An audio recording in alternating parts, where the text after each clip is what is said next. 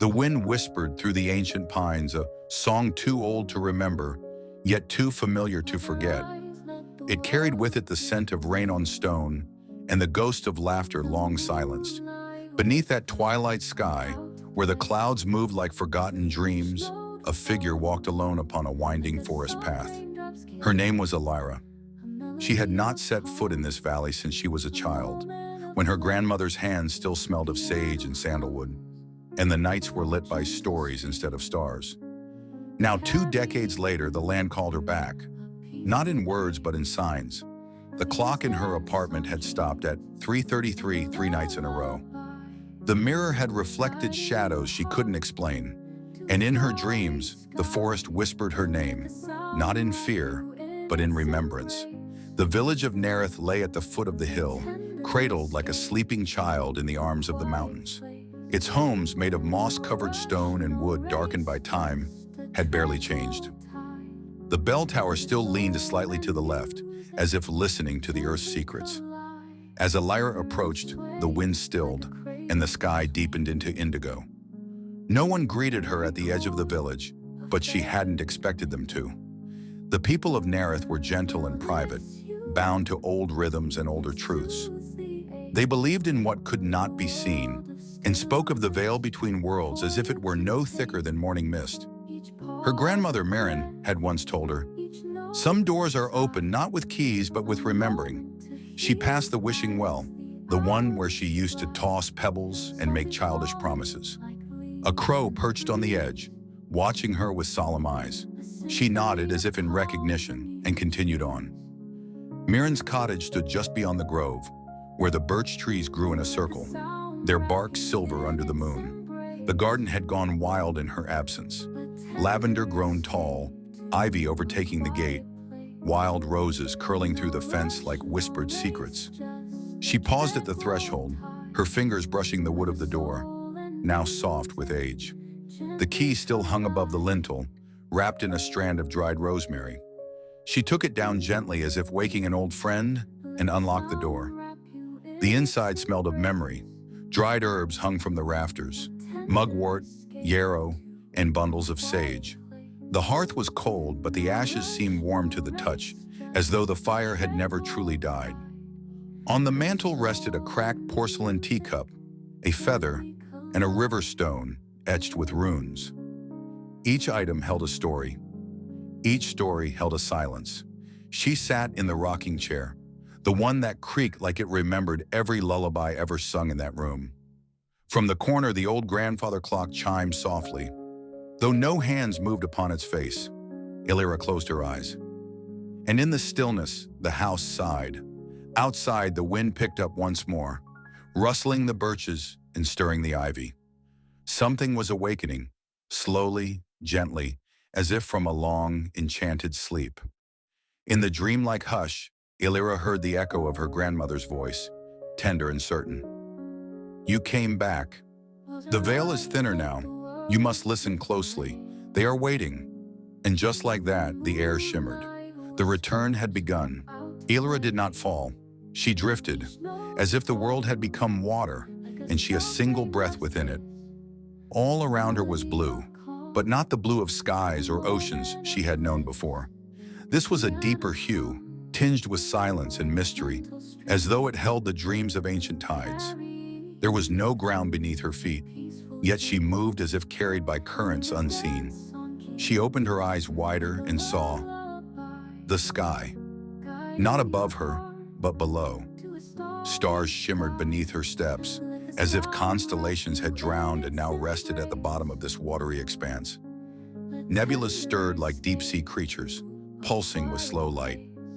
Moons bloomed like jellyfish. The very heavens had sunk here, into this inverted ocean of dreams, and somewhere within it, something called her name. Elira. It was not a voice, but a vibration in the waterlight around her. It echoed within her bones, brushing the edges of memory. She followed it. As she moved, she noticed beings watching her from the edges of this dream sea. Not people, not quite. Shadows of souls, translucent and drifting, like paper lanterns on a moonless tide. They did not speak. but their presence was a kind of song, a slow and mournful, as though they carried longing on their backs. One came close, a small one, childlike, with eyes like river stones. Elira knelt to meet its gaze. "Who are you?" she asked, voice soft as starlight. It reached out and touched her forehead, and in an instant she saw. It had been her once, a memory of when she was very small and very afraid, hiding beneath the covers while thunder shook the roof. The child she had forgotten, the fear she had buried. She embraced the shadow gently, cradling it like a sacred thing. "I remember you," she whispered, and with that, the shadow dissolved into light. More began to drift toward her now. Pieces of her past, fragments of sorrow and wonder, pain and joy, the parts of herself she had shed across lifetimes. And as each one approached, she met them not with fear, but with tenderness. "I remember you. I forgive you. I love you." With every word, the blue deepened, brightened. The stars below shimmered more brightly. The current grew warmer. And at the center of it all, a doorway appeared. Not of wood or stone, but woven from threads of light and lullaby. It shimmered, waiting. As Elira approached, the silver feather the keeper had given her began to glow. She held it forward, and the doorway opened, spilling golden water across the stars. But just before she stepped through, she heard another voice, old and aching. "Elira!" It was behind her, deep, ancient, not a soul she had lost, but one she had forgotten to remember. She turned and saw him, a man cloaked in shadows yet familiar. His face was unreadable, but his presence sent shivers through her, not of fear, but recognition. He stepped forward, and the sea around him quieted. "Elira," he said again, his voice wrapped in sadness. "I waited." She could not speak. Her heart clenched with something she did not understand. "Who are you?" she finally whispered. His gaze softened. "A promise," he said, "long ago." And with that, he vanished into the sea of stars. Elira stood trembling, the echo of his presence still rippling through her. A part of her wanted to stay, to chase the memory, but the doorway of light called her forward. The time for reunion had not yet come. She stepped through, and once again, the world changed. Elira stepped through the doorway of light and was met by stillness. No sound, no wind, only a hush, as if the universe had drawn in a breath and was holding it.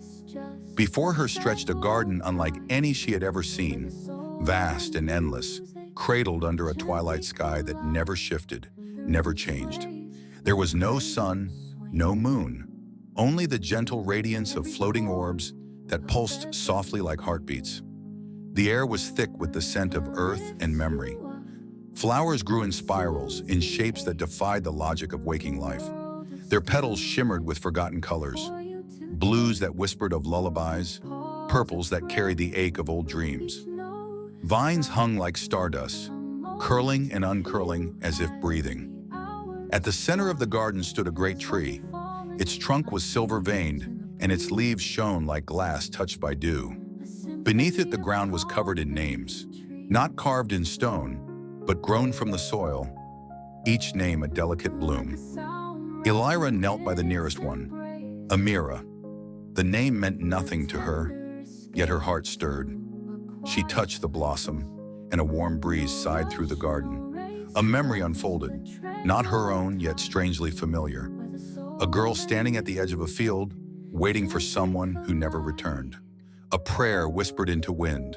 A lullaby sung to the stars. The garden was full of these, echoes of people lost to time. Names never spoken again, lives left unremembered. But here they lived.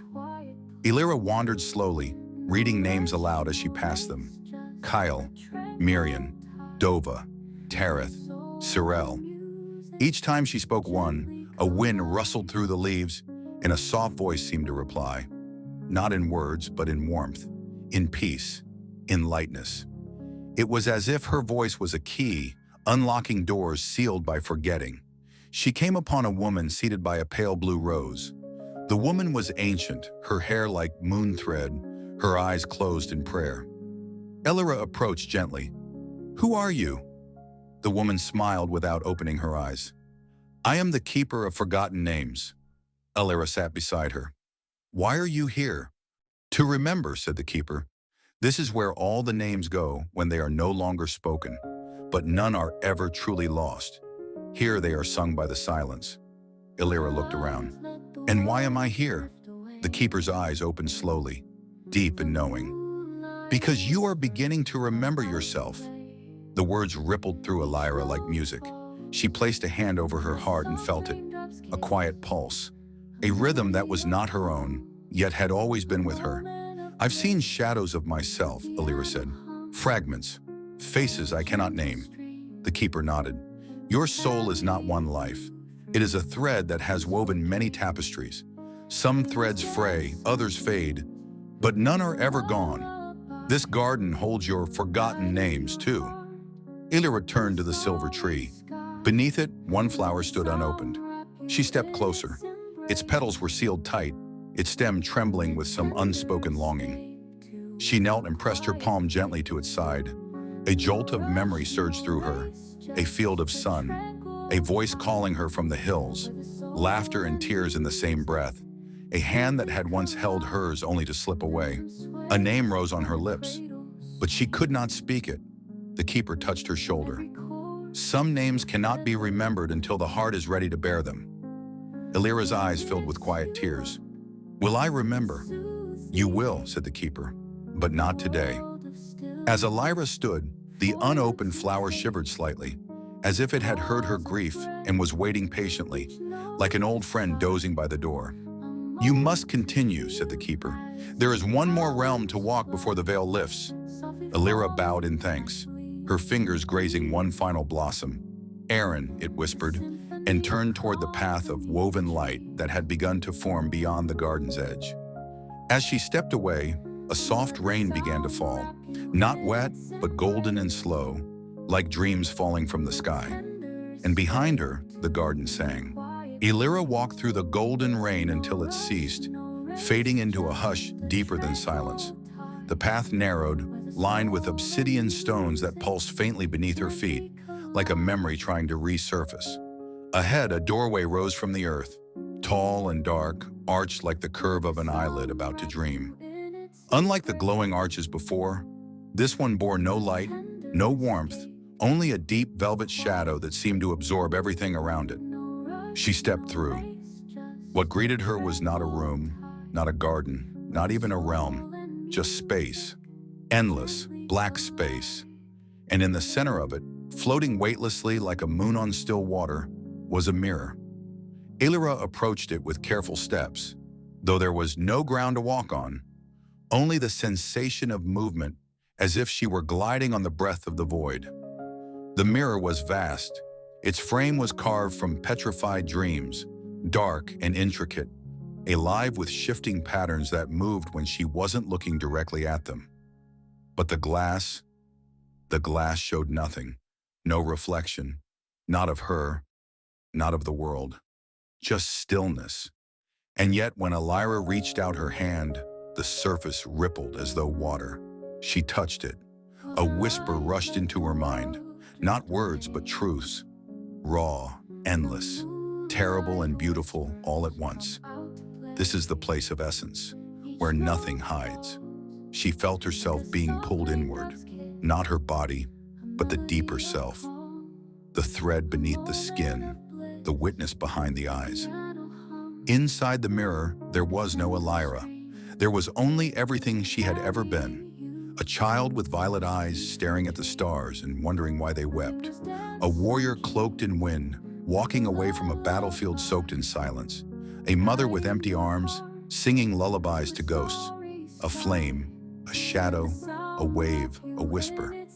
Names she could not speak, faces she could not claim. Lifetimes scattered across the soul's long dream. She wanted to run, but she could not. The mirror held her, not as a prison, but as a memory finally remembered. And then it changed. A shape began to form, not her reflection, but a presence. It was her, and not her. Eyes like hers, but filled with storms and stars. Skin like smoke, voice like rain falling through leaves. "Who are you?" Elira asked, though her voice echoed soundlessly. The figure inside the mirror smiled faintly. "I am the you that never forgot. You feel ancient. I am the first breath you took when the world was new, the last tear you shed when it ended. I have watched every lifetime from behind the veil." Elira trembled. "Then why do I not know you?" "Because knowing me means letting go of what you think you are." She stepped closer, drawn by a pull deeper than gravity. "I am tired," Elira whispered. "I know," said the mirror self. "You have carried many names, some that were never yours to bear. Some you let go too soon." Tears fell from Elira's eyes, weightless in the dark. "I'm afraid." "You are not alone." The figure reached out, not through the mirror, but through the soul. Elira felt it, a touch without touch, a remembrance beyond time. And then, light, not blinding but soft, the color of silence, the warmth of being known. The mirror began to hum, not a sound but a resonance, a lullaby sung in the language of the soul. The reflection faded, and in its place Elira saw herself, not as she appeared, but as she truly was, a being of woven light and darkness, a thread spun from starlight and sorrow, wound through lifetimes like a poem that refused to end. She was no longer afraid. When she turned away from the mirror, it no longer showed nothing. It showed peace. Elira stepped away from the mirror, and the space around her dissolved, not with a jolt, but like fog fading with the morning sun. She did not fall. She floated downward. The void softened, becoming a deep cerulean blue, thick and fluid. She descended into it like a feather on an unseen tide. Her hair swayed in slow waves, and her breath became unnecessary. Her body no longer bound by air or flesh, only by the rhythm of the great dreaming. She was beneath something vast.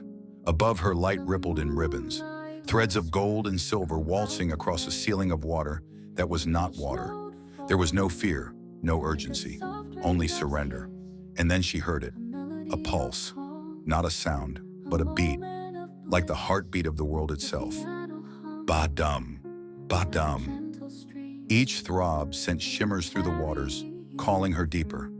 She let herself be carried. Below, shapes emerged, clouds not of vapor, but of memory.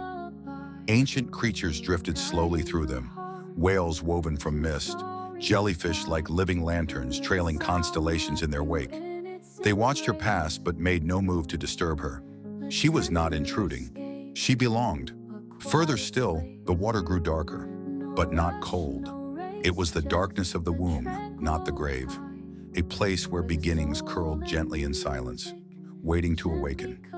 At last, she touched the seabed, but it was not seabed. It was sky. Elira stood upon stars, scattered like shells across an infinite floor. Nebulas swirled above and below her. Galaxies spun in slow spirals within reach of her fingertips.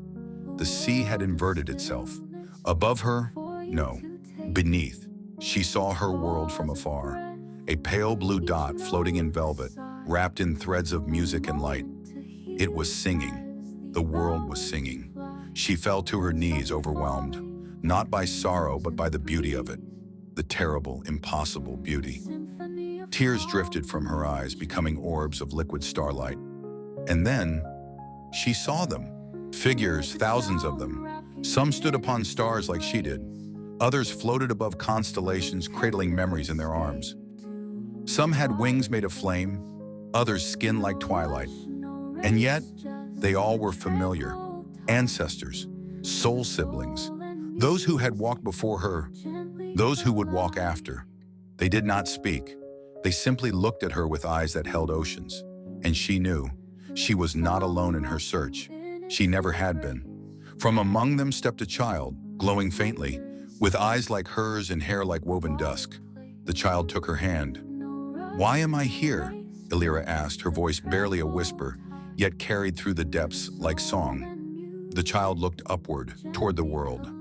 "To remember what you are, to remember what we all are." Elira's heart quivered. "And what am I?" The child smiled. "You are the space between breaths, the silence in a lullaby, the question that keeps dreaming long after the answer has gone quiet. Elira knelt, trembling, not from fear but from awakening. The child leaned close, their voice wrapping around her like warm tides. You are not meant to escape the world. You are meant to return to it, with eyes that see the soul beneath the skin, with hands that heal, not hold, with a heart wide enough to carry the ocean and the fire. Elira closed her eyes, and the stars whispered. They whispered in a language without words, filling her not with knowledge but remembrance. The sea began to rise, or perhaps she began to rise. Either way, the sky beneath the sea faded, and something new stirred above.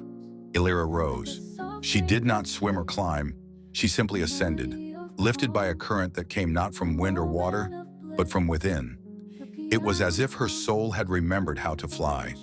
The stars fell away beneath her feet, folding like petals at dusk. The deep, dreaming sea released her gently, layer by layer, until once again she floated in the space between all things. The veil had thinned. The world, once opaque, had become translucent. She could see through time, through pain, through endings, into the golden thread that wound through it all. And then, the thread led her back, to the earth, to the breath she had forgotten she carried, to the pulse of her own heart, echoing like a drum through the quiet forest. Her eyes open. She lay in the field beneath the ancient tree, morning mist swirling in soft halos around her. The sky was the soft gray blue of early dawn, and birds began their gentle chorus. Not loudly, but like a lullaby for those who had journeyed far. The world had not changed, but she had. She sat up slowly, the grass damp beneath her fingers, the scent of moss and dew rich with memory. She touched her chest, and within it, the child still lived, the one who remembered the stars, the sky beneath the sea, and the song that never ceased. Elira stood, and the tree, the great guardian, shimmered faintly, its bark pulsing with quiet light, as if it too had witnessed her return. The wind moved through its leaves, and for a moment, she thought she heard voices, not from the outside, from within. They whispered, "You are the light keeper now, not to hold the light, but to offer it, not to burn, but to warm, not to lead, but to awaken." She walked. Each step touched the earth like a blessing, and where her bare feet landed, the grass bent in reverence. She did not rush. She did not search. She had already arrived. As she moved through the forest, animals peeked from the underbrush, silent, watchful, not afraid. They saw her not as an intruder, but as kin. Even the stones seemed to hum beneath her, remembering her name in their ancient, slow language. She crossed the river that had once tried to sweep her away. Now it sang gently around her ankles, as if welcoming an old friend.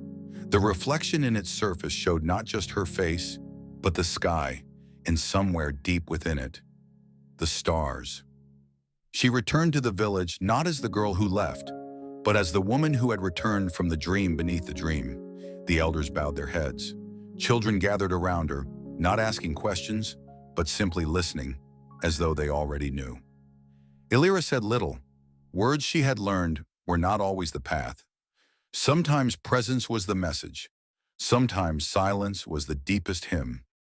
Night fell once more, and under that sky, as the moon rose full and clear, she stood once again beneath the tree. Not alone. All around her, others gathered. Some had walked long roads of sorrow. Others had only just begun to wonder if there was more. Elira lifted her hand, palm open.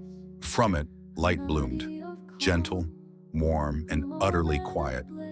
It did not dazzle, it invited. One by one, they lit their lights from hers, and in that circle of breath, silence, and sacred remembering, the forest glowed, not with flame, but with presence.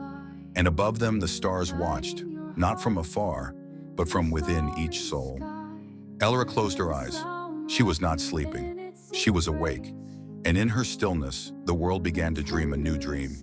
Night deepened over Nerith, wrapping the village in a hush that was more than silence.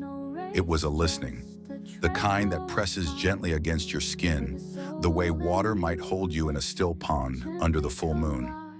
Inside the cottage, Elira lay on the narrow bed tucked beneath the eaves, the same bed where her grandmother used to sleep, where dreams once stitched themselves into the walls like forgotten lullabies. The room breathed with her, and with each slow inhale, the veil grew thinner. Sleep took her not with darkness, but with light, dim and silvery, like fog rolling through moonlit trees. She found herself standing barefoot on the forest path, though the world around her shimmered and moved as though woven from mist and memory. The trees leaned inward, whispering with voices that were not quite words. Elira? She turned. There was no one behind her, and yet the air stirred as if someone had just passed through it. Elira, come. The voice was neither male nor female. It was soft, like the sound of wind playing across hollow reeds.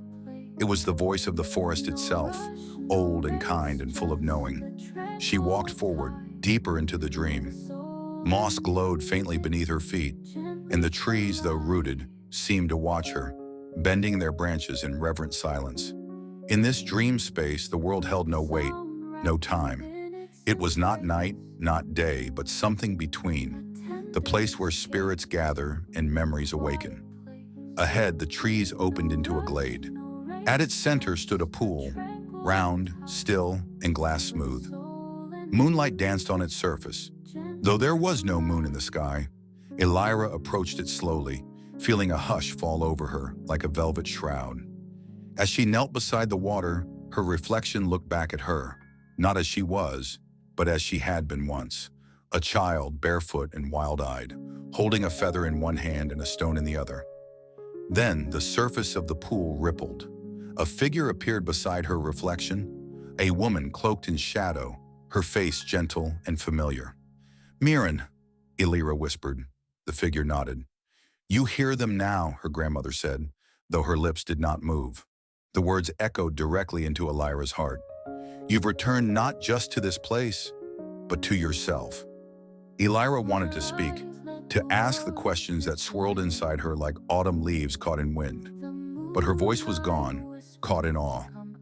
Mirren raised a hand and touched the water. At once, images bloomed beneath the surface, a spiral carved in stone, a ring of candles flickering in a cave, and a door, tall, wooden, and bound with iron, standing alone in a field of stars. "You are called to open it," Mirren said gently, "but not alone. The spirits still remember. The forest remembers. You must listen, and you must trust." The pool faded into stillness again. When Elira opened her eyes, the dawn was just beginning. Pale light crept through the cracks in the wooden walls. The birds had not yet begun their songs, but something deeper had stirred. She sat up slowly, heart beating with the hush of ancient knowing.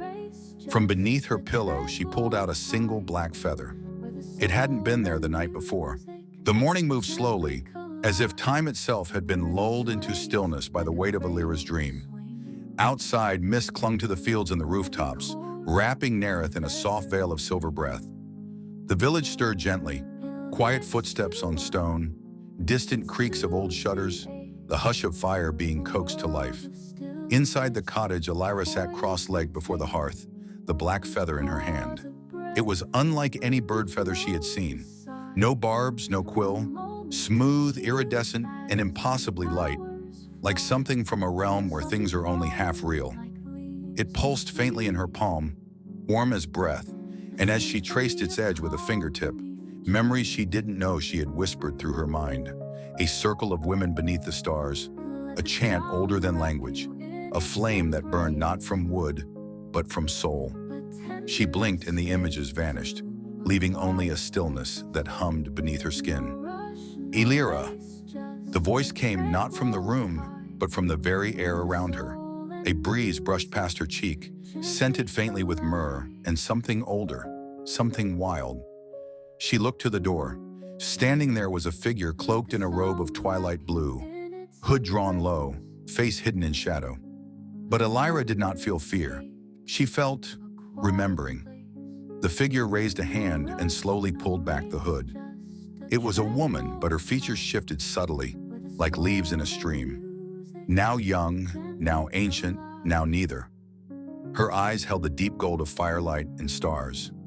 You kept the feather, she said, her voice a lullaby spoken through water and wind. Good.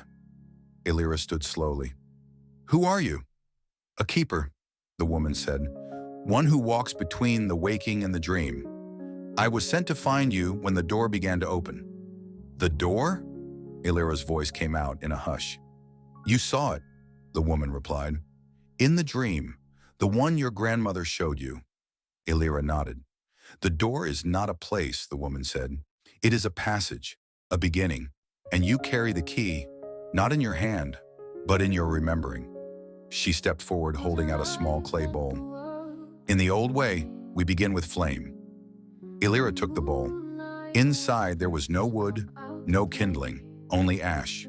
But when she breathed onto it, as the woman instructed, a small blue flame flickered to life. It made no sound, no heat.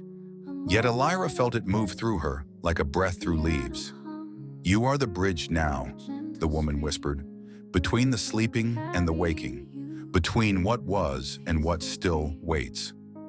The woman reached into her robe and drew out a second feather, pale as moonlight. She laid it beside Elira's black one. Darkness remembers, light reveals. Together they guide the way. As Elira watched, the two feathers lifted into the air, slowly spinning, caught in a spiral of unseen wind. They danced together for a breathless moment, then dissolved into a single point of golden light, which settled softly in Elira's chest. She gasped, but there was no pain, only warmth. Only the memory of 1,000 lullabies sung beneath stars she could no longer name. When she looked again, the woman was gone. Only the flame remained, and the sense that something old and sacred had begun to stir, not just in the cottage or in Nerith, but within the very threads of the world. Night crept upon Nerith like a velvet tide, silencing the hills in layers of deepening shadow. Stars pierced the heavens slowly, as if waking from dreams of their own, blinking down through the quiet hush of branches and roof thatch and mossy stone. Elira lay on the floor beside the still flame, curled beneath her grandmother's old woven shawl. The little bowl flickered beside her, not with fire, but with memory. Its glow cast no shadow, yet bathed the walls in soft pulses, as though they breathed in unison with the night. And beneath it all, she could hear it now, a sound, faint like a bell underwater, muffled, distant, but calling. Dong! A single note, so low and soft it seemed to rise from the bones of the world. She sat up. The air had changed again, not colder nor warmer, but thinner, like the breath of a hush before snowfall. Something ancient stirred beneath the soil, and her heart felt the pull of it. Not fear, not even wonder, but a knowing. She slipped from the cottage, barefoot. The mist had returned, thick and luminous, curling like fingers through the hollows of the earth. Trees leaned in as she passed, and their branches murmured in a language she'd never been taught but somehow understood. The path led her north, past the grove where the moonflowers bloomed even in winter, past the stream that ran both ways on certain nights, and then toward the hill of the sleeping bell. No one spoke of it now, not in daylight. Long ago, they'd said it was placed there by sky priests in the age when dreams still walked openly among men. A bell not rung with rope, but with spirit. Its chime was said to open not doors, but veils. It had not rung in over 300 years. And yet, dung! It was louder now. She reached the top of the hill, where the bell stood rooted in stone, tall, silent, covered in lichen and the whispers of centuries. No rope, no mark. Only its smooth, dark metal and the carvings circling its base. Spirals, wings, eyes that opened and closed when you looked away. Elira stepped closer. Her hand rose, not of her own will, but of something deeper, a memory older than her name, the same memory that had lit the ash in the bowl, the same that had carried the dream of her grandmother. She touched the bell, and the world exhaled. Dong! This time, it rang not in the air, but inside her. Visions bloomed like fireflies. She saw a temple that was also a garden, a child standing before a mirror that rippled like water, a bridge made of starlight, the sky bending open like a page, the ocean speaking in the voice of her mother, and her mother's mother, and 1,000 others who bore her in silence before breath was ever drawn. And the bell kept ringing, not in time, but in rhythm, a song not heard but felt. Then the vision narrowed. A face appeared in the water mirror. It was her, and yet not. A version of her, cloaked in silver, eyes lit from within, lips moving in a chant that she could not hear but knew. The vision self raised a hand, palm outward, and in her own palm, Elora felt heat. She looked down. The golden light from the 2 feathers was glowing brighter in her chest now, spilling upward into her throat behind her eyes. When she looked up again, the mirror had shattered into stars, and the bell fell silent. The mist slowly pulled back from the hill, revealing only a girl standing barefoot in the dew, trembling not from cold, but from awakening. The path was still there. The trees still whispered, but something had changed. The veil had thinned. Elora turned toward home, the sound of the silent bell echoing still in her blood. The days no longer passed in the same way. Elora moved through the world as if half awake, though her senses were keener than ever. She could hear the breath of the earth through the roots beneath her feet. She could feel the weight of memory in stones. The wind carried voices, not in words, but in sighs. And always, just beneath the hush of living things, there was the echo of the bell, silent but present. People in the village noticed. They did not speak it aloud, but their eyes lingered longer on her. Children stared. Old women crossed their fingers and whispered little songs when she passed. Even the animals watched differently. Crows circling once, pausing in air, a white fox seen too near the threshold of the garden, a black dog that would sit unmoving at the edge of the forest at dusk. She told no one what had happened. The dream, the bell, the vision, it lived now inside her, like a warm coal. To speak of it too soon would be to scatter its glow, but she felt it growing. On the 7th night after the ringing of the bell, a knock came at the door. Not loud, not hurried, 3 soft taps. She opened the door to find no one, only a small, flat stone resting on the step. She picked it up. On its surface was carved a single mark, a spiral wrapped in a crescent moon. It pulsed faintly with light, like the memory of a fire long gone. As she held it, a warmth spread through her palm and up her arm, as though the stone were not solid but alive, like a sleeping creature slowly stirring. And then came the whisper, not in the air, inside her. Come. Just that, a single word, soft as breath, yet deeper than any voice. That night she did not sleep. She walked, out of the village, past the weeping birch where the land sloped into mist, through the thickets of silver vine and night moss, into the hollow known only in stories as the field of still flame. She had never dared go there. Few had. It was said that even the wind grew silent there, that it was a place where memory and time wove together and burned, not with fire, but with the dreaming of those who had passed before. And now she stood at its edge. The field stretched wide before her. Ash-colored grasses shimmered under the pale moonlight. No birds called, no insects stirred. Only the stars above seemed to breathe, pulsing slowly with the rhythm of sleep. She stepped in. Each footfall was soundless. The grass did not bend, yet her path cleared as if it recognized her. In the center of the field, a great stone slab lay half buried in the earth. Upon it, a shape, neither sculpture nor carving, but more like the absence of matter, wavered in the moonlight. It shimmered in and out of sight, as if unsure it belonged in this world. And above it floated a single ember, a flame the size of a teardrop, suspended in the air, unmoving. She reached toward it, and it moved toward her, as if pulled not by gravity, but by memory, by soul. When it touched her forehead, the world went still.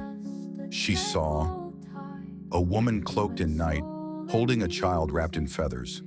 A city where the stars moved in spirals across the sky, speaking in bell tones.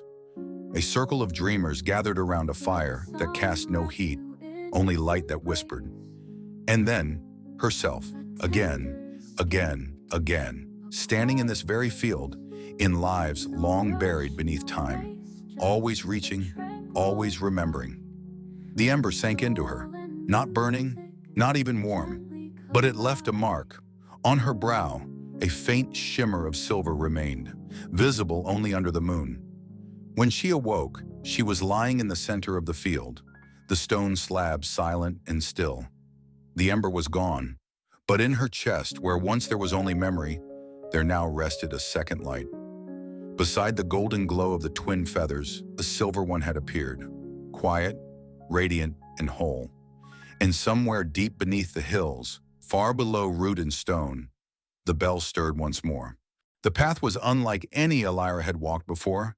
It did not bend through earth and stone as roads usually did. It wound through a stillness that felt both inside and outside her, as though her thoughts had unfolded into the world around her, becoming trees of light, rivers of silence, winds that spoke not in words but in feeling.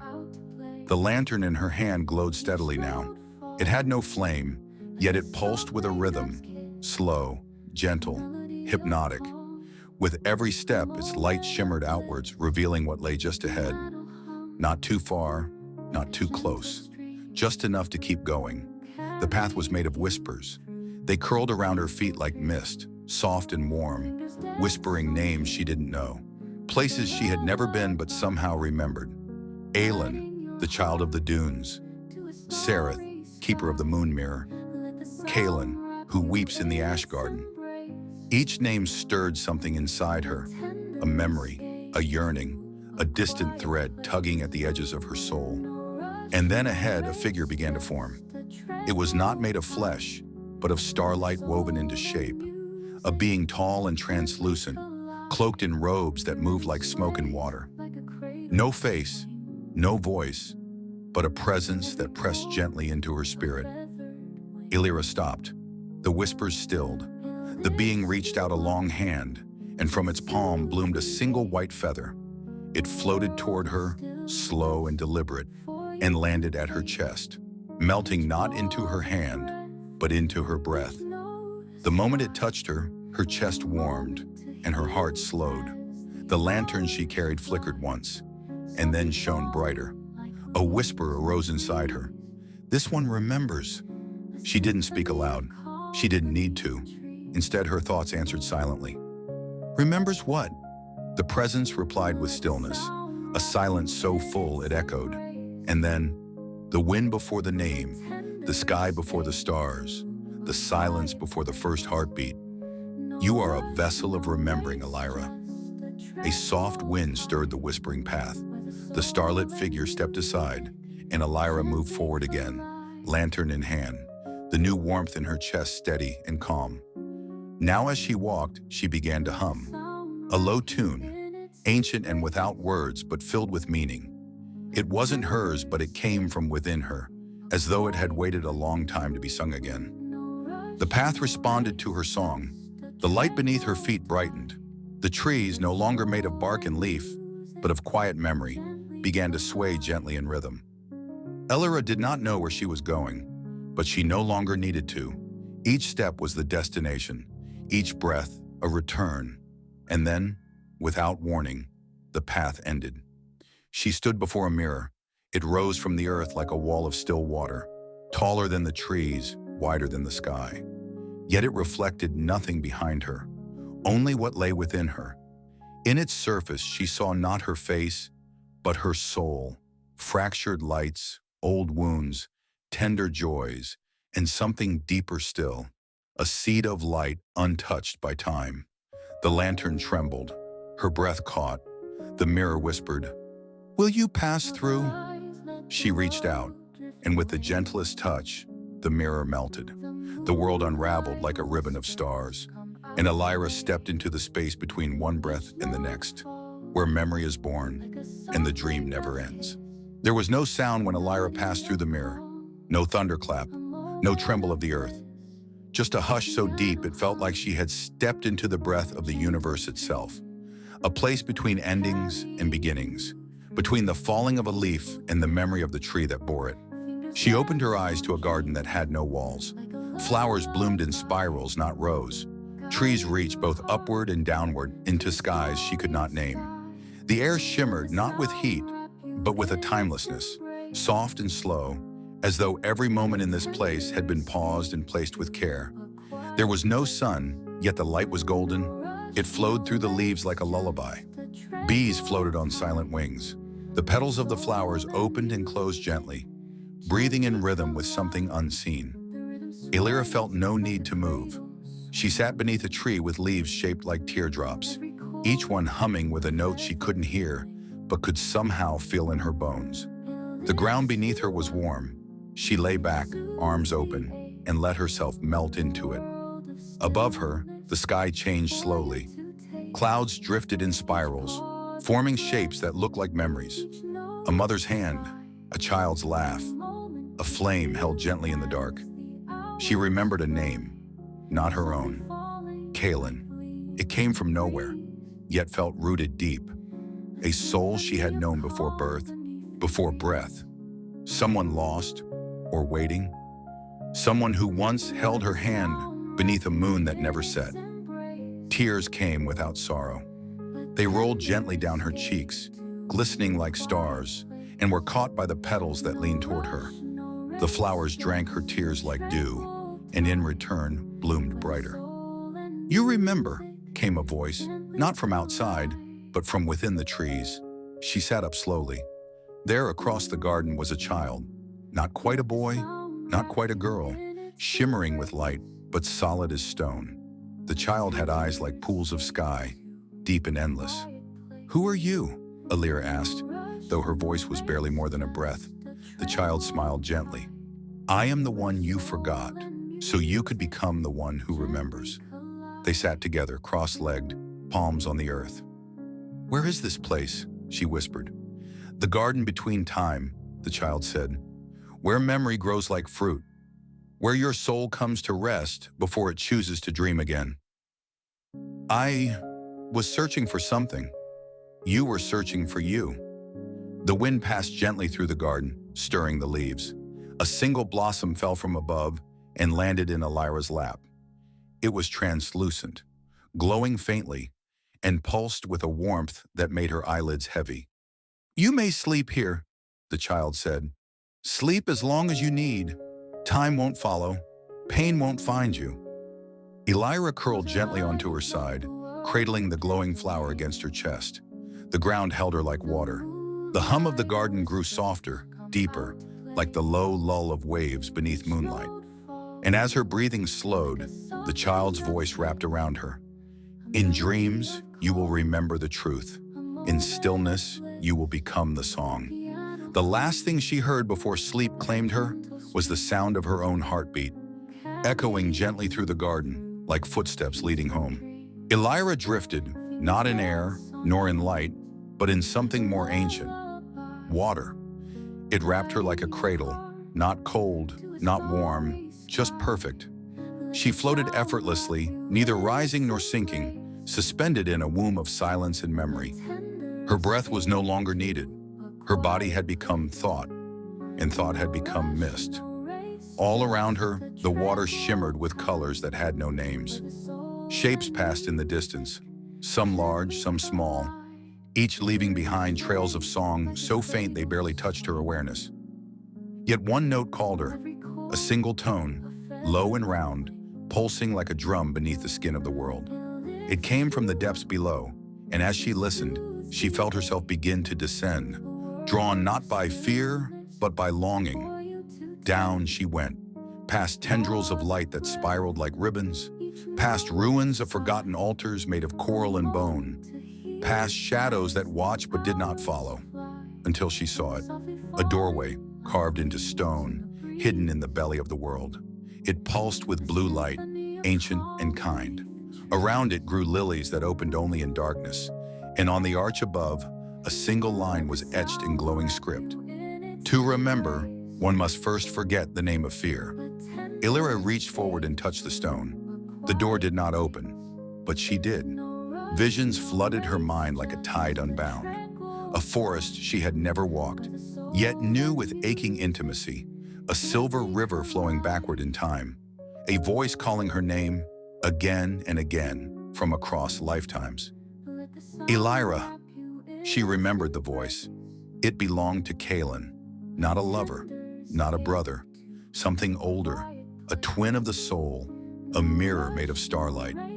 And suddenly she saw him, not with eyes, but with spirit. He stood within the doorway, not bound by flesh, but by essence, a being of radiant sorrow, beautiful and broken, waiting in the place where the forgotten come to remember. "Elira," he whispered, "you've come farther than I dared to dream." Her heart answered, not in words, but in rhythm, a pulse of recognition, a light reawakened. "What is this place?" she asked, voice trembling like a reed in wind. "The Well of Before," Kaelin said, "where all paths begin and where the soul chooses its thread." She floated closer until only the shimmer of the doorway separated them. "I've missed you," she said, her voice barely audible in the deep. "We were never truly apart," he replied, "but your forgetting was necessary." "For what?" "For you to become the one who could return." A silence passed between them, soft as a sigh. Then from the waters around them, whispers began to rise. Voices, not frightening, not loud, gentle, rhythmic, soothing. The voices of ancestors, of unborn children, of trees and stars and all things that had once known love.